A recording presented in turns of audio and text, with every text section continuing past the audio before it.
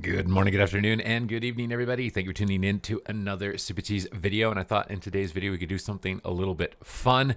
I'm going to be building my talent tree for some duels here in the Dragonflight Alpha and trying to see what I can do and get done with the Balance Druid specifically. I've had some experience with this so far, and if I'm going to be frank with you, I wanted to rage log after trying to win some 1v1s with this specialization. It just felt really lackluster. So maybe the second time around, things are going to be different.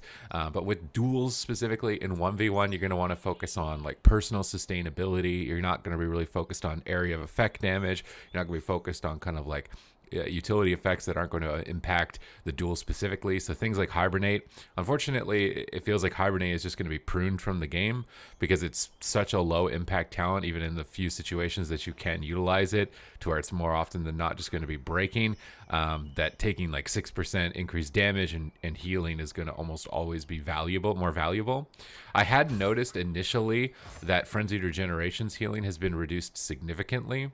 Now, even something like this, Remove Corruption, if I'm not fighting a Warlock, I'm not really going to need this in a 1v1, so I'm not going to get many points of value from this.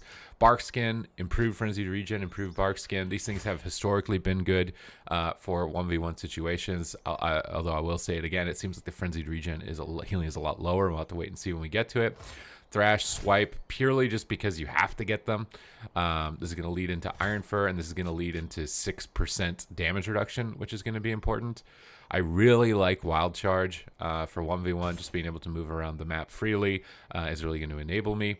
Cyclone, this is going to be good for kind of resetting an engagement. Getting extra range on my spells is going to be important.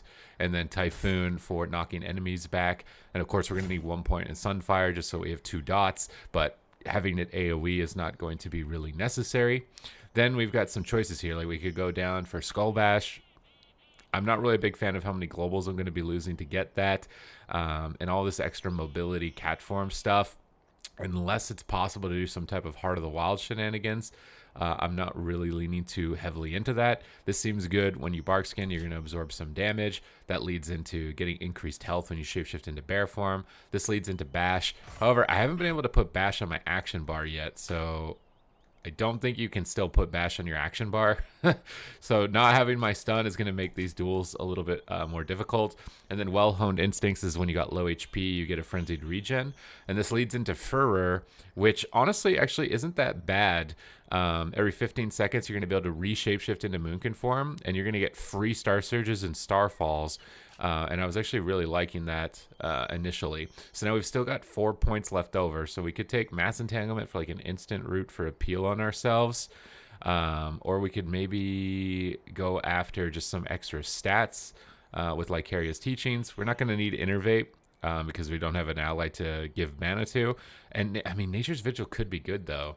So maybe we go for Nature's Vigil for the extra healing so that we don't need to go defensive. It's kind of annoying to have to get Innervate on top of it. Ursul's Vortex is just going to DR, so we'll try Nature's Vigil. We'll just try it out, right? It's a new talent, may as well. This still leaves me with 1 talent point left over, and there's really... I wonder, does this stun from stealth? I would assume it does, right? Rake would stun from stealth, or is that like an improved feral thing? Maybe we try it. Maybe we try Rake. We can start a duel with a stun from stealth. That could be a lot of fun. Then on the Moonkin specific, we got to get Eclipse. We really want to get increased duration of our dots. We've never been a big fan of Force of Nature or Warrior of Elune, so I'm kind of skipping past those. Celestial Alignment, of course, we are going to need. The Alkin Frenzy we're going to need. And unfortunately, this is where things get a little bit awkward for Boomkin, is because I need a lot of Star Surge talents, but Starfall is what leads into them. Star Surge is going to further empower my Eclipse, which then leads into, more Starfall talents, which I'm not going to press. More Starfall talents, but you're going to see why I need to go down this left part of the tree. We're going to take Goldrin for extra procs on our Star Surges. This is from Legion. Could be a lot of fun. Shooting Stars is also a lot of fun. Star-Lord is a lot of fun. I really like this talent. Increasing the duration of celestial alignment, you're not really going to go wrong with that. And then we still got a couple of points left over, so we could either go for a reduced cooldown on our interrupt, or we can get damage bonus to Wrath and Starfire. I'm not sure how much we're going to be able to hardcast. Star Surge and Starfall have a chance to empower or increase our dot duration. Not really a big fan of either of these. Whereas Eclipse will reduce the cast time. Kind of a bigger fan of reduced cast time. This is going to open the bottom part of the tree. I've noticed that these blessings, you read them and it's like Lunar Eclipse is 3 seconds longer, Solar Eclipse is 3 seconds shorter, and then Blessing of Anshi Solar is 3 seconds longer. But there's also passive benefits to where when you activate this ability, you're generating like astral power passively with Anshi, and I'm kind of leaning more into that. This is going to lead us into Time Worn Binder. I don't know if it actually works with NNF on it at the moment, but this was like kind of the key kind of damage dealing legendary. We can get our set bonus here to reduce the cooldown of our Star Surges on our burst as well. And that leads us into Fury of Elune if we want to. I really miss our 4-piece bonus, the one where we procced Lunar Eclipse and we summoned a Fury of Elune. I'd almost really rather have that than these like really big, like these like 2-point nodes on abilities that I really don't ever want to take. They're not appealing or fun to me. Maybe if they got buffed and like Eclipse increased my casted damage and that casted damage was really relevant, then this would be a cool talent to go after. But if it's similar to Shadowlands, it's not going to be enough. We can get Solstice and we can get Orbit Breaker. We could go for Sigia, which is the new ability where Celestial Alignment just fires at a laser, which is now also going to apply Stellar Flare. I much prefer this than to actually take Stellar Flare, if I'm being honest, as a Dragon Rider is in the background screaming at us. We could try this, see what goes on. It does 10,000 damage, basically makes our Celestial Alignment like do damage on top of us providing that bonus.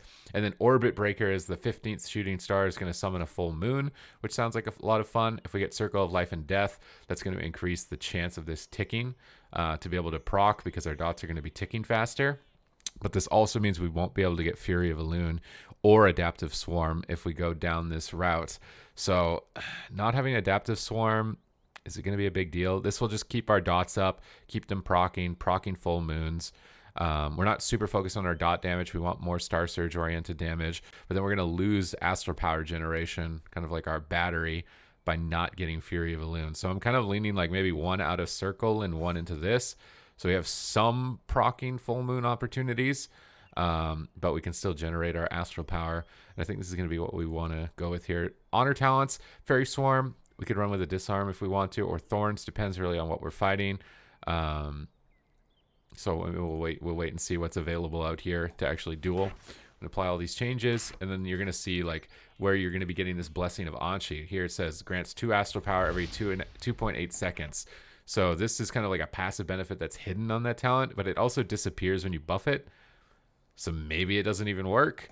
A little bit unfortunate with that. And we're just running through and we're key binding everything here, as it didn't save my key bindings from last time. Moonkin form. If any of you guys want me to do like a video on keybinds and stuff, let me know. It's gonna be interesting to see Nature's Vigil. I'm really wondering how much healing I'm gonna get out of this talent, if any. We got Rejuve, and we also have Swiftmen now as well. So we have a lot of extra like hybrid healing and keybinds to go after here. And we got to get Typhoon. I did not mean to press that. Put Typhoon on the right button. We got Wild Charge again. We have to put on that. Come out of the book, man. Come out of the book, man. All right. We got Wild Charge on our bar. We got Mark of the Wild coming back as well. It's just a passive baseline, which is 3% crit chance and 2% magic damage reduction. Not really super impactful. We're going to possibly have Rake Stun. So I'm curious to try this out, if I can actually get a Rake Stun or not. Because if we can't, then I'm probably not going to take that Rake talent. But if you can get Rake Stuns, then re-stealthing and going for those stuns like a Feral Affinity Druid may actually be beneficial. Maybe we should double check if there's like anything attached to this, because it doesn't say that it stuns, but I don't see anything else that would make me think that it doesn't. And unfortunately right now I think Bash is bugged, and we're not going to be able to take it because it's not going to go on my action bar out of the spell book. I don't need to worry about Innervate because they're not innervating anybody. And I feel like I'm missing an ability. What am I missing? Frenzied Regens on my bar. We've got Dash on the bar. Entangly Roots, Regrowth, Starfire. All right. We got Wild Charge. We got Thrash, Sunfire. We got Star Surge. We got Travel Form. Why do I feel like I'm missing something? I also want, I don't think Mass Entanglement comes out of the spell book. All these choice, yeah, so the choice nodes are bugged. So I'm going to do this duel, and I'm not going to have Bash or Mass Entangle. If I win this, it's literally a Christmas miracle. So let's see. Let's see what's around here. Who is available to duel? They're ready. We found one. All right, we found a duel. Now we wanted to start this with Rake Stun, right? See if it stuns. It does not stun. Do not fall for that. That is a bait. Okay, we are immediately stunned and dying. We pop Nature's Vigil. We can use our Sigia. We can dump our Star Surges. Get our Goldrins going. Nature's Vigil seems to be healing for a hefty amount.